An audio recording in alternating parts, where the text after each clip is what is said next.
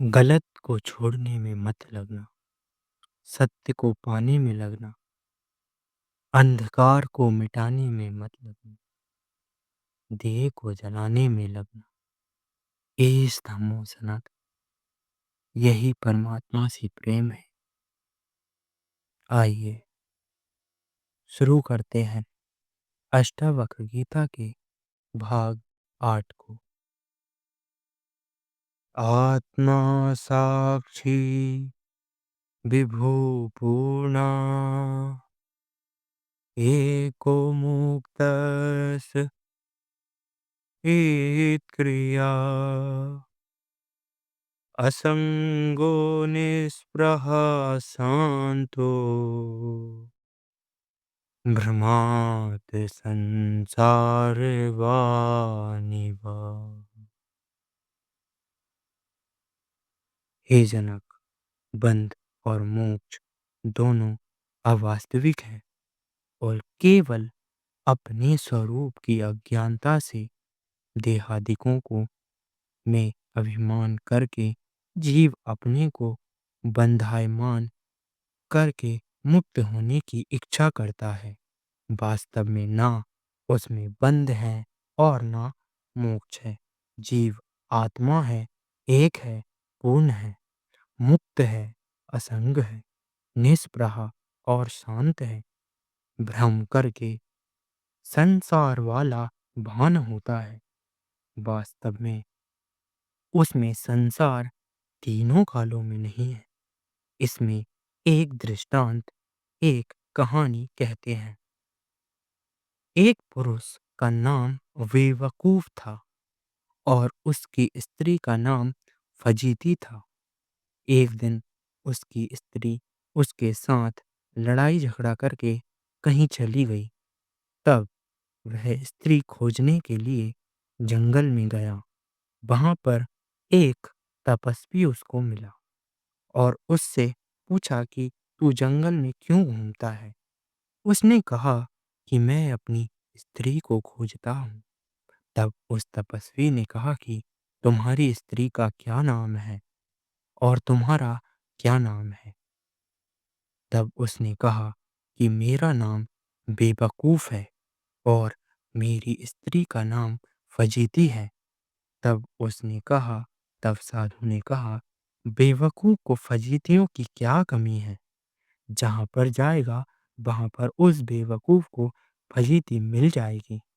दृष्टांत में जब तक जीव अज्ञानी मूर्ख बना रहता है तब तक उसको जन्म मरण रूपी फजीतियों की क्या कमी है।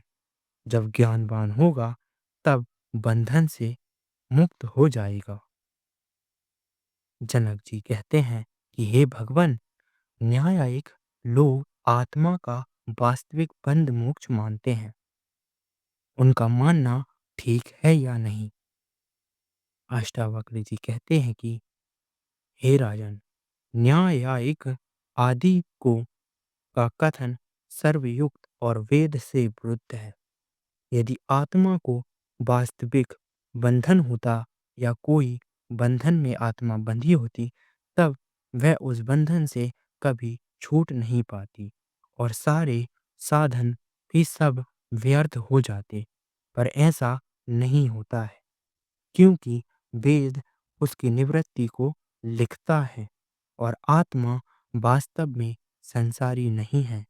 इसी में अष्टावक्र 10 हेतुओं को दिखाते हैं। पहला, अहंकार आदि सभी का भी आत्मा साक्षी है पर करता नहीं है। दूसरा, आत्मा विभु अर्थात सर्व का अधिष्ठान है। तीसरा, आत्मा एक है अर्थात सजातीय और विजातीय स्वगत भेद से रहित है। तीसरा, चौथा, आत्मा मुक्त है अर्थात माया और माया के कार्य देहादिकों से भी रहित है। आत्मा चित है अर्थात चैतन्य स्वरूप है। आत्मा आक्रिय है अर्थात चेष्टा से रहित है क्योंकि परिच्छिन्न में चेष्टा अर्थात क्रिया होती है, व्यापक में नहीं होती है। छठा, आत्मा असंग है, अर्थात संपूर्ण संबंधों से रहित है। आत्मा निस्पृहा है, अर्थात विषयों की अभिलाषा से भी रहित है। आत्मा शांत है, अर्थात प्रवृत्ति और निवृत्ति देहादि अंतःकरण के धर्मों से रहित है। 10वां और अंतिम, आत्मा केवल भ्रम के कारण संसार वाला भासित होता है। इन 10 हेतुओं करके आत्मा वास्तव में संसारी नहीं होती है। असंगो हयम पुरुषः, यह आत्मा असंग है। न जायते स्त्रियते वा कदाचित्, अर्थात आत्मा वास्तव में ना जन्म लेता है ना मरता है।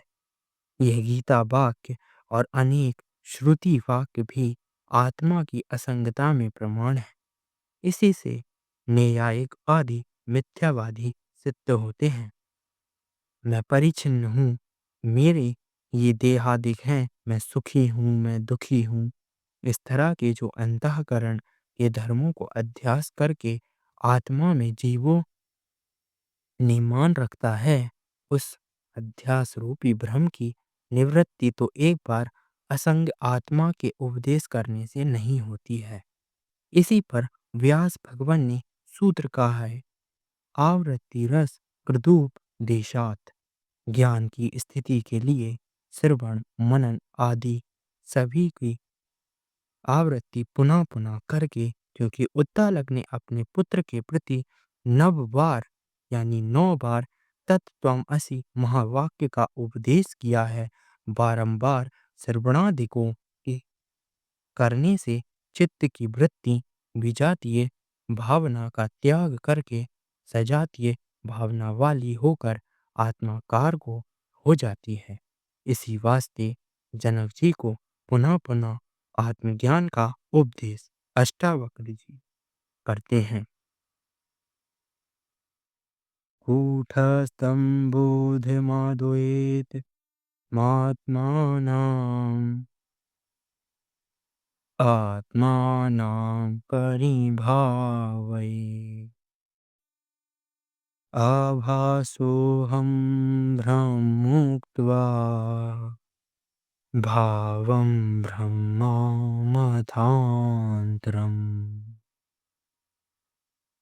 हे जनक, मैं आभास हूँ, मैं अहंकार हूँ। इस भ्रम का त्याग करके और जो बाहर के पदार्थों में ममता हो रही है कि यह मेरा शरीर है, मेरी ये कान नाक आदि हैं, इन सब में अहम और मम भावना का त्याग करके और अंतःकरण के धर्म जो सुख दुख हैं, उनमें जो तुझ में अहम भावना हो रही है, उसका त्याग करके आत्मा को अकर्ता, कूटस्थ, असंग, ज्ञान स्वरूप, अद्वैत और व्यापक निश्चय कर।